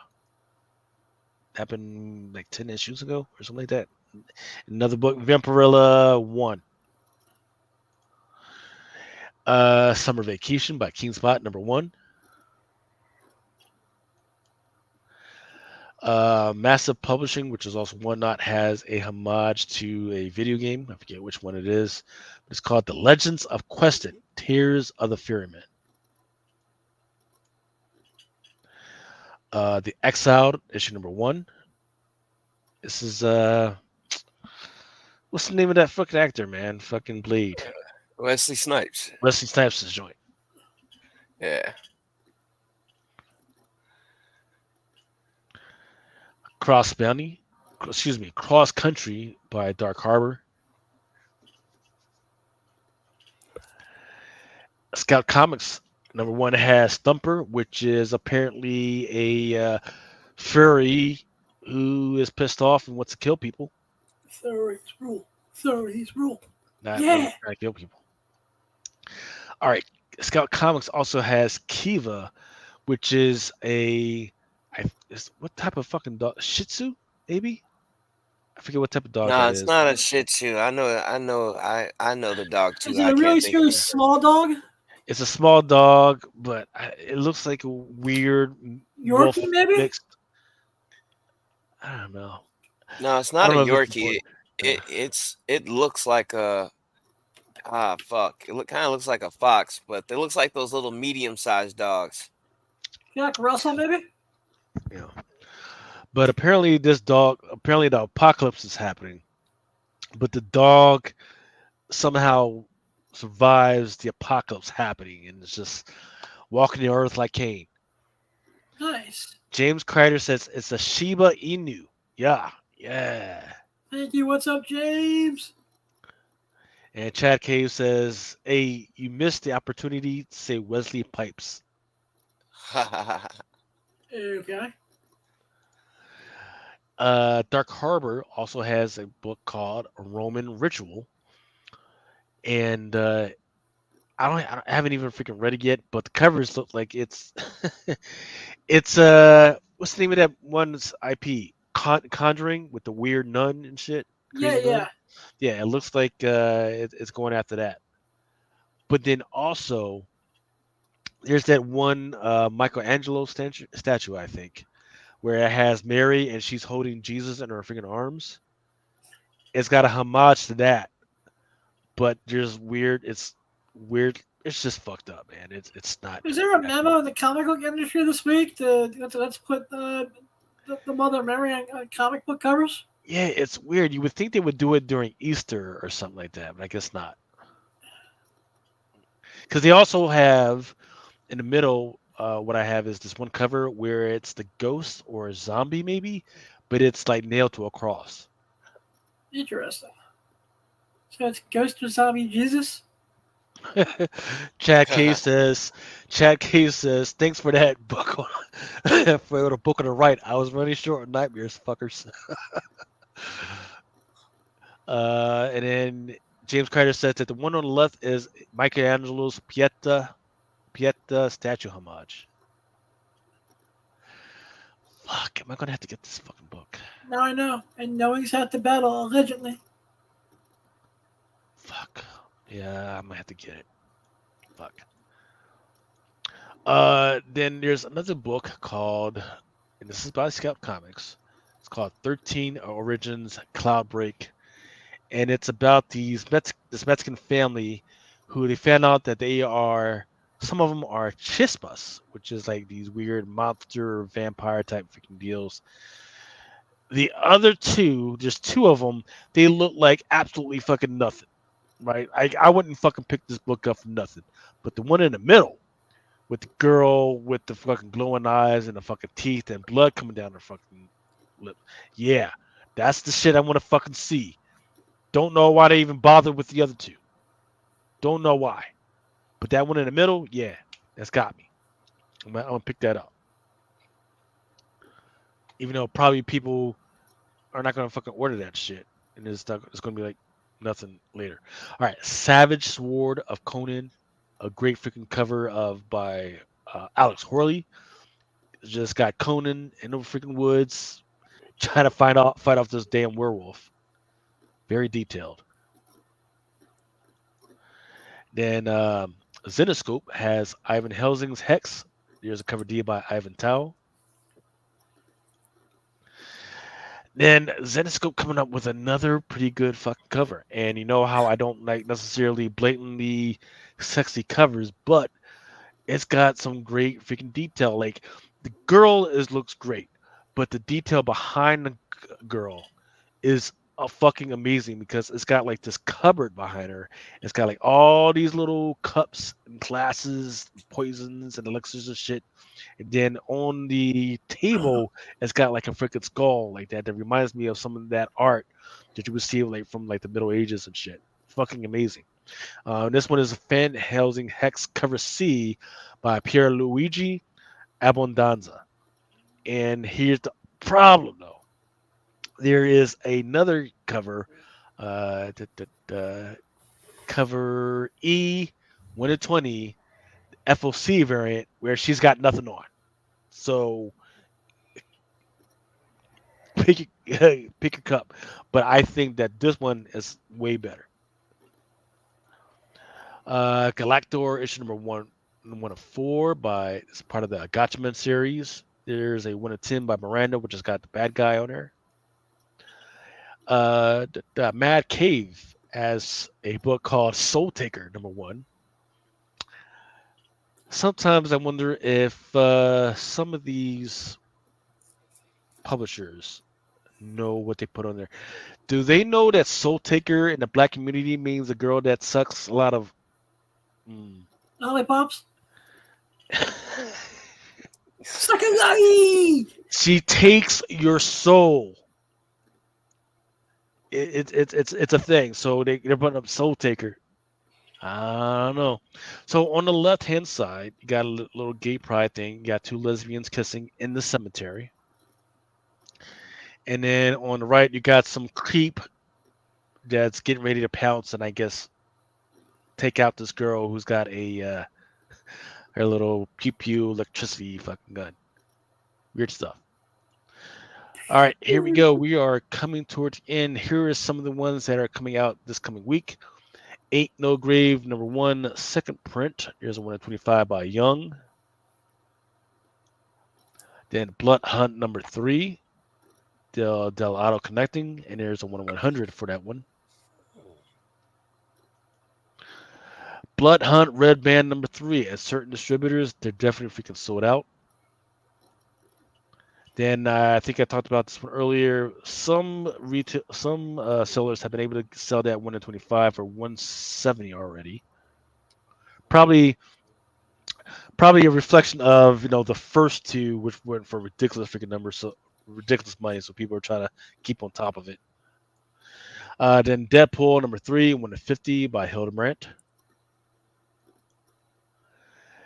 Then Deadpool number 3, Matthew Waite. That's the video game variant. Now it's not sold out yet, but the stock is running low. Then Deadpool Wolverine number 2. There was a first appearance of a character in issue number 1. So in issue number 2, they're supposed to be explaining what that dude's story was. Then the resurgence of Plastic Death and Dolls issue number 1. I love the one for for the first volume, which is this is a this is a serial killer who goes around and his girlfriend is a plastic doll, and people keep making fun of him and fucking with his plastic doll because that's all he wants to do, just chill with his plastic doll. People keep fucking with the doll, and then he's got to. They're bringing this back. Yep. I just think that's awesome. After years and years, they're fucking finally bringing that fucking back. Yes, Chad. Thanks for reminding everyone. Please hit that thumbs up. Savage Dragon number 270. It is homage to Charlie Brown. That one is still in stock, but it is low. Then Scarlet Witch issue number 1. There is a 1 in 100, which I really like, by Jenny Frison. I'm going to get me a couple of copies of this. I have a feeling that maybe 2 to 3 weeks down the line, people are going to forget about this one, and it's going to be $50-$60 at the most. I'm going to wait. I got me one, but I'm going to start picking some of those up for cheap. Joe 4771 is saying, "Did you hear we have plastic in our testicles now?" Well, I've heard that we've got plastic all over our bodies from all the stuff that we ingest. But that 1 in 20 Scarlet Witch number 1, 1 in 25 Alexander Lozano. I didn't have that art before, and it looks fantastic, really freaking good. Then there's that 1 in 50 by Scotty Young, but the one that's sold out is the normal Scotty Young. Some of these big Marvels have just been doing amazing. Ultimate Spider-Man number 1. I think I talked about this one earlier. That 6 print sold out. But then that Ultimate X-Men number 4, people are waiting off of this because we don't know where you're going with this, Peach. Maybe if you run a good What the fuck are story. you doing? Ultimates has been good. Freaking Black Panther, okay, right? What was the other ones? Ultimate Spider-Man one. Oh, great. I don't know what the fuck you're doing with this Ultimate X-Men shit. I don't know what you're doing. I do like the art though. My favorite has been that Megan Hetrick, that Ultimate Special, that one in the middle. But then there's that Peach Momoko, which once again, it looks like there's supposed to be a story there, but you're this is just wait for the trade on this one. And even Lozano. then, you may not like it. Usagi Yojimbo Crow number 3. Look, we know which one we're waiting on. We're waiting for that David Nakayama. 140. Yeah, well, that Usagi Yojimbo, David Nakayama. That's the one we're really waiting for. But yes, there is this 1 of 40 that Mitsuhiro, which still looks pretty damn freaking good. And then that Derek Chu looks pretty good as well. So I have a feeling that if the retailers are going to stock up a one, it's going to be that Derek Chu in order to get that Mitsuhiro. X-Men Blood Hunt Jubilee in number 1. There's a Peach Momoko, and there's a Young. Then the X-Men Heir of Apocalypse number 1, but the one I do like is the 150 Hildebrand. Is that it? Yeah, that's it. T. Jones says they need to stop giving Peach work. Yeah. I don't know. She's been doing pretty good. It's just that once again, her stuff is not for everybody. You know? It's not even just that. It's just the story is just so stagnant in that Ultimate X-Men. It's boring me to fucking death, man. I'm not gonna lie to you. Like, I wish she would really fucking give us something, dude. Some fucking powers. Introduce this cool group and have them do some cool shit. I don't give a fuck. But can we get something going in this shit or what? Like, it's been stagnant as fuck. I want to read about a bunch of teenage girls in a high school. I read some fucking manga. all the anime, all the anime fans. So that's what she's going for. But the problem is you can't. If they were going to do this style, they should have released this shit on fucking Webtoon and let the anime fans, the manga fans, fucking get a look at it. Do that, and then eventually, if people liked it, oh, okay, let's go ahead and fucking print this. But now, I'm looking at this shit. I'm like, I was down for number one. I was like, okay, I kind of see, because it was a different style than what we're used to, and I was like, okay, this is pretty interesting, pretty interesting experiment for a big event like this. Let's see where we're going. Then issue 2, but now we're in issue 3, and we're talking about X-Men Blood Hunt Jubilee number 1. What was the other one that we're talking about? Yeah, Ultimate X-Men number 4. We have no idea what the fuck is going on. The pacing is way off, and it's more interesting. The cover is more interesting than anything else, kind of, but they're not outstanding. But the art is, the story is just whack. Yeah. Max City Collectibles says language. I Yes, used sir. language. No, I keep cussing. Yeah. You know, another Um, another book, dude, that I'm kind of watching right now, is this Ain't No Grave. That's Scotty Young at 1 in 25. I'm just kind of mhm, like pruned on the fact that it's $85 to $100 right now, and I just feel like mhm. in a month or so, if there's any out there, it's gonna drop. You know what I mean? But I just don't want to pay that initial 100 to get that, and then 2 weeks from now it's $50 or something. I'm gonna be pissed. Well, that's a tough one to say because issue number 1 did sell out, and I haven't read it yet. I've got access. I just haven't freaking read it yet. But people apparently like number 1. They're just not talking about it. The second print, in fact, I can show you right there. The second print is already freaking sold out. Cover A for issue number 2 is already sold out. So I don't know, man. Freaking, if you're talking about getting number 2, you're talking about get issue number 1 or issue number 2 to Scotty Young. Scotty Young, the 1 in 25 Yeah, on number number 2. 2. Yeah. I want it. I just really don't want to pay 100 for it. Yeah, It people. doesn't seem Yeah, I like would it's say many out there though. wait till Wednesday. Wait till Wednesday. I mean, Yeah, unfortunately, it's one of those but things that people really aren't talking about this book. So we're in a weird situation where it's selling out, but not enough people are freaking talking about this book. And I feel like a lot of people are gatekeeping it just so they can freaking go ahead and fucking grab it. And then before you know it, it's just gonna freaking pop off, and then it's gonna be too freaking late. So, but $100, yes, is too much, especially we got what 2 to 3 days till Wednesday. So wait, pounce on the ones that are gonna be freaking cheap, and then go from there. yeah. Lucy, haven't seen you in a Oh, Lucy, what's while. up? Yeah, and she says that she wants that book. Yeah, I mean, I don't know as you have you read it yet, but I really need to read it because right now the numbers that are coming out for it and how fast it's selling out, it's definitely piqued my interest. So it should be good to go. But anything else before we go ahead and get out of here? Because I know the boys over there at the top 10 should be getting ready to do the thing if they haven't started already. No, I'm No, that good, was it for man. me. All right. Everyone, if you didn't catch it live, go check out the latest episode of Awesome Sauce Radio, which was before this with Chris's and mine's interview with Phil Hester. And if you like listening to my bullshit, please subscribe to Awesome Sauce Radio. I'm trying to get to 669 subs so I can throw a party.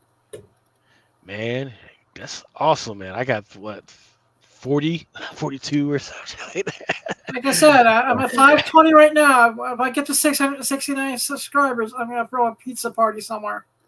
Cosplayers. So here's what's jacked up, man. So for that Teenage Mutant Ninja Turtle 40th anniversary, if you buy, I think if you buy 250 of those fucking books, or is it 500? I think it's 250. They will throw you a pizza party, right? Which is Damn. great. Yeah, they will throw you a pizza party. They will have the pizza come to your house and everything. The problem is that it's only relegated to mortars, brick and mortars. So if I wanted to have a pizza party at my house, they fucking wouldn't do it. So fuck them. I'm not freaking promoting. I'm not promoting that. I'm doing pop-ups at the moment, so I don't have a permanent brick and mortar yet, so that's not going to work out.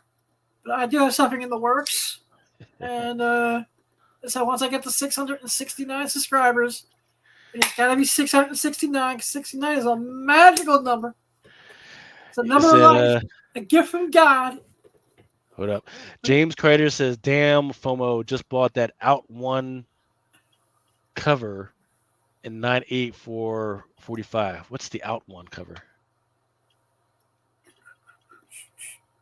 Anybody know? What's the Out One cover? I have no fucking clue. But I also do know that another book I do have my eye on right now is that Deadpool movie variant, dude. I'm watching those.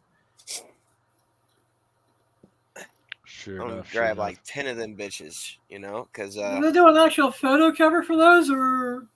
Yeah, it's on number 3. It's a actual Deadpool photo cover, so. I'm watching it because I know once it sells out in a couple of places, that's it, and it can potentially go up a little bit right there. There's But always the potential I'm not expecting. Yeah, I'm not expecting anything major, but I am expecting people to pick that one up because of the movie coming up. So. Yeah, like I said, there is always a potential for Ryan Reynolds to do a signing somewhere down the road. Hugh Jackman is doing them now, so. This is saying that maybe James is talking about the Ain't No Grave 1 in 25 Young. But apparently he got it somewhere for 45 though. Oh yeah.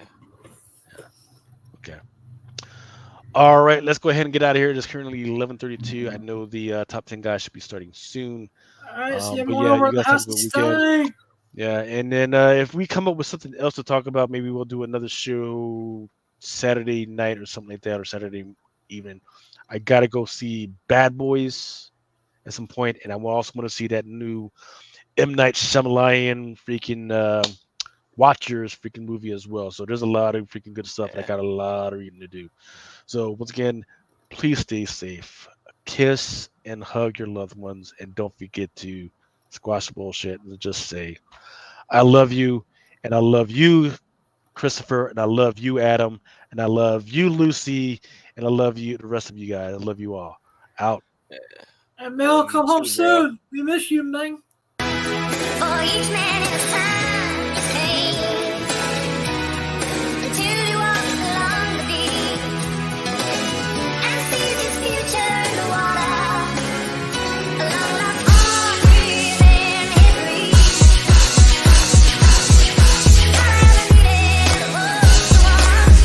Sometimes men take matters into their own hands. You want answers? I think I'm entitled. You want answers? I want the truth. You can't handle the truth. As you guys know, it is